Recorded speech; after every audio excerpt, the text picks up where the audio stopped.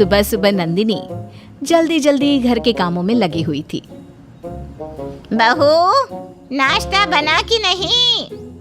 जी माँ जी, बस चाय छान कर लेकर आ रही हूँ। फिर जैसे ही बहू चाय छानने जाती है, उससे भगोना छूट जाता है और सारी चाय जमीन पर बिखर जाती है। क्या गिरा? अंदर आकर देखती है कि पतीला गिरा है। सत्यानाश हो, सुबह सुबह फिर से एक नुकसान। मेरा बेटा चाय की पत्ती अमेरिका से लाया था, अब बर्बाद हुई ना उतनी चाय पत्ती। उसके पैसे क्या तेरे गरीब माँ बाप देंगे? जेब से फूटी कौड़ी तो निकली नहीं उनके। मर दिया अपना बोझ हमारे सर, वो अलग। सॉरी माँ जी। अब तक तो आप समझ ही गए होंगे कि ये कहानी है नंदिनी की, जो कि एक गरीब घर से है। इस कारण उसे बार बार गरीबी का ताना झेलना पड़ता है। आखिर नंदिनी कैसे बचेगी इन तानों से, या कोई बड़ा कदम उसकी जिंदगी ही बदल देगा? आइए देखते हैं। एक दिन नंदिनी की ननद पारो घर आती है। कैसी हो माँ? मैं एकदम बढ़िया हूँ बेटा। बस तेरी ये जो भाभी है ना, इसी ने जीना मुहाल कर रखा है। चल छोड़, ये बता तू कैसी है? मैं भी अच्छी हूँ माँ। माँ ये लो, मेरी सास ने आपके लिए गिफ्ट भेजा है। वो पिछले महीने हम कश्मीर गए थे ना, तो वहीं से माँ जी ने आपके लिए कुछ लिया था। वाह, तेरी सास तो सच में बहुत सोचती है मेरे बारे में। धन्यवाद कहना उनको मेरा। दीदी, अभी 2 महीने पहले ही तो आप लोग शिमला गए थे ना, फिर इतनी जल्दी कश्मीर भी घुम आए? हाँ भाभी, तो क्या हुआ, जब जेब में पैसे हो तो सब पॉसिबल है। अब मेरा मायका और ससुराल आपके मायके की तरह गरीब थोड़ी ना है कि घर में रहने के लिए भी कॉम्प्रोमाइज करना पड़ेगा। वैसे भी 2 कमरों का घर। कब से खड़ी खड़ी बात कर रही है? मेरी बेटी इतने दिन बाद आई है, कम से कम पानी को तो पूछ ले। गरीब के घर की है ना, क्या जाने खाना पीना। तो क्या माँ गरीब हवा पर जीते हैं? जीते होंगे, इसीलिए तो इसने अब तक तुझे कुछ खाने को लाके नहीं दिया बेटा। सास और ननद की बात नंदिनी को बहुत बुरी लगती है, लेकिन वो बिना कुछ बोले वहां से चली जाती है और जल्दी से ननद के लिए नाश्ता लेकर आती है। ये क्या, नमकीन बिस्किट? माँ, क्या मेरा स्टेटस इतना गिर गया है कि आपकी बहू मुझे ऐसे ट्रीट कर रही है? नहीं नहीं बेटी रुक, मैं अभी इसकी क्लास लगाती हूँ। नंदिनी, अरे ओ नंदिनी बहू, जल्दी यहाँ। जी माँ जी। ये क्या है? मेरी बेटी को तूने अपने मायके वालों जैसा समझा है क्या, जो नमकीन बिस्किट लाके दे रही है? तेरे मायके में खिलाते होंगे नमकीन बिस्किट। जा मेरी बेटी के लिए बाहर से समोसा जलेबी लेकर आ।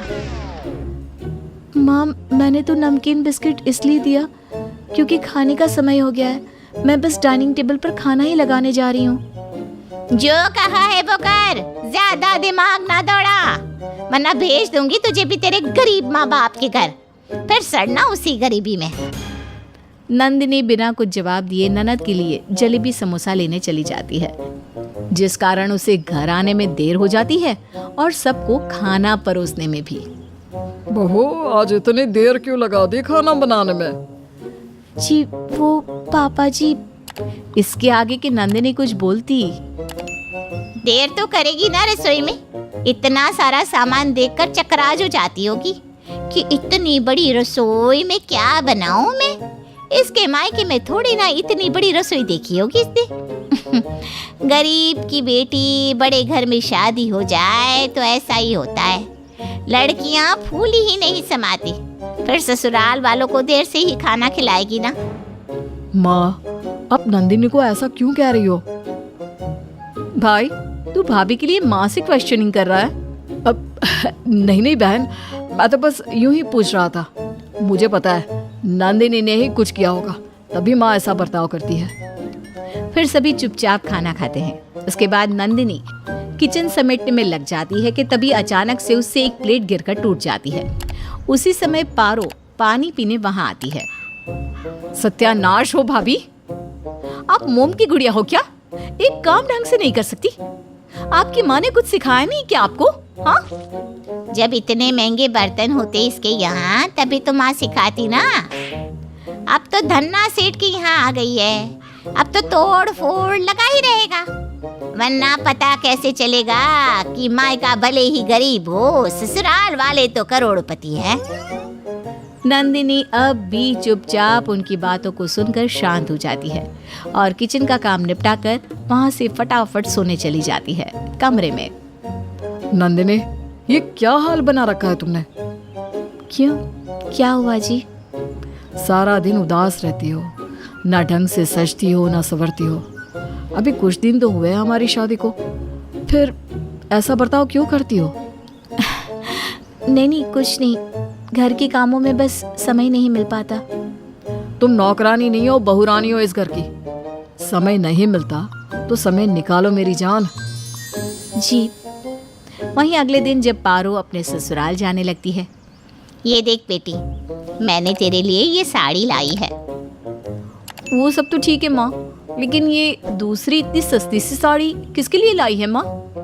वो तेरी गरीब भाभी है ना, उसी के लिए। उसे कहाँ महंगे ब्रांडेड कपड़े की आदत है, इसलिए उसके लिए ये लोकल सड़क छाप साड़ी ही ठीक रहेगी बेटा।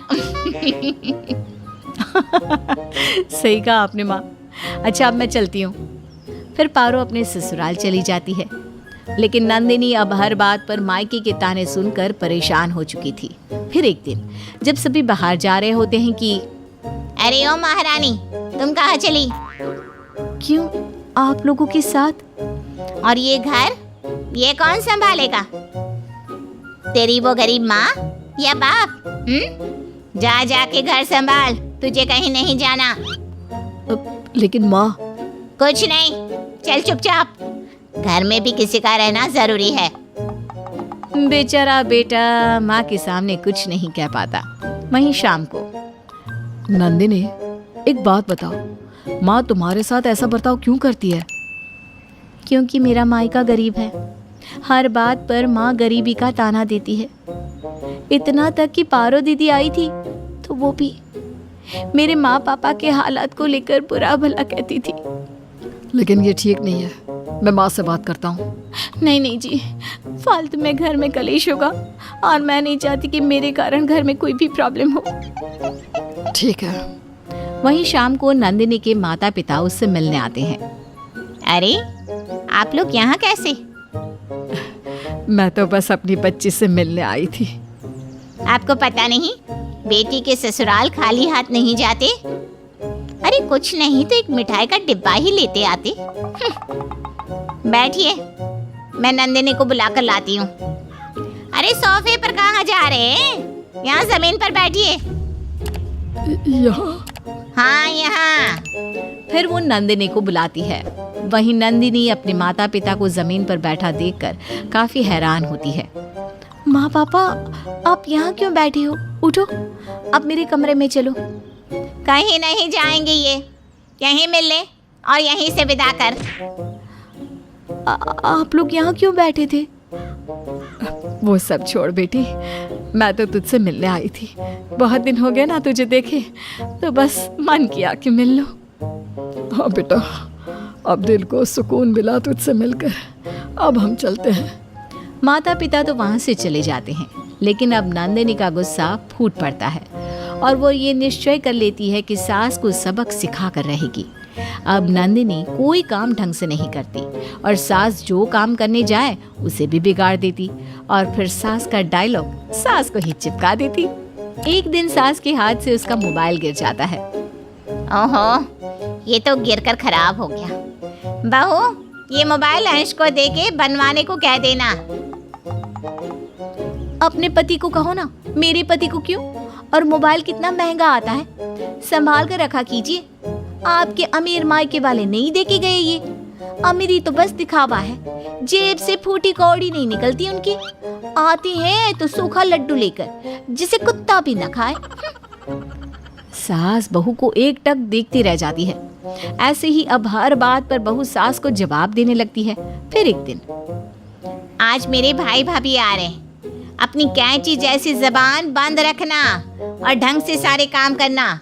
कुछ अच्छा खाने में बना लेना। ठीक है। जिसके बाद बहू किचन के कामों में लग जाती है।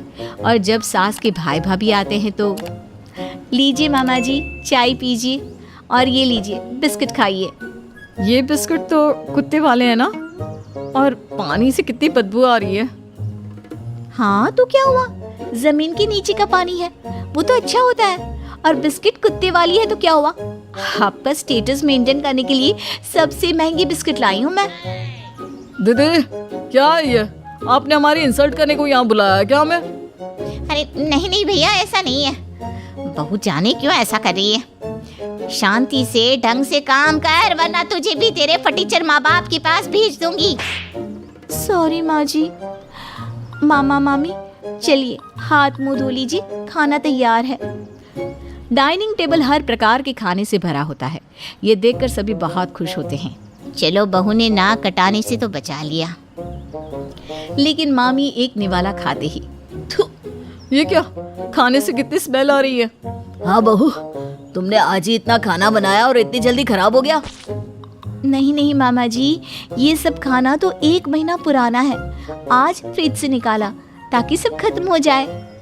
ये देखकर मामा मामी को बहुत गुस्सा आता है। दीदी आज के बाद अगर हमारी इंसल्ट करानी हो ना तो कभी घर मत बुलाना। हाँ, और अगर मेहमान की खातिरदारी करनी नहीं आती तो हमारे घर आ जाओ दीदी, हम सिखा देंगे। वैसे भी हम तुम्हारे ससुराल वालों की तरह गरीब नहीं है। आज पहली बार सास को गरीबी का ताना मिला था। ये सुनकर सास गुस्से से बौखला जाती है और बहू पर भड़क जाती है। तूने ऐसा जानबूझकर किया ना, मैं सब जानती हूँ। हाँ, जानबूझकर ही किया ताकि आपको सबक मिले। आपके मायके वालों के साथ गलत हुआ तो आपको गुस्सा आया, आपको गरीबी का ताना मिला तो इतना बुरा लगा। और मेरे बारे में सोचो, जब से आई हूँ एक दिन भी ऐसा नहीं कि आपने मेरे मायके वालों को बुरा भला नहीं कहा हो, लेकिन मैंने तो सब सह लिया। इसके बावजूद आपने मेरे मम्मी पापा की बेइज्जती की, बस उसी का सबक था ये। ये सुनकर सास को अपनी गलती का एहसास होता है। माफ कर दे मुझे, मेरा दिमाग खराब हो गया था, मैं कभी ऐसा नहीं करूँगी। जिसके बाद सास बहू को गरीब मायके का ताना देना बंद कर देती है और हंसी खुशी से अपनी बहू को रखती है।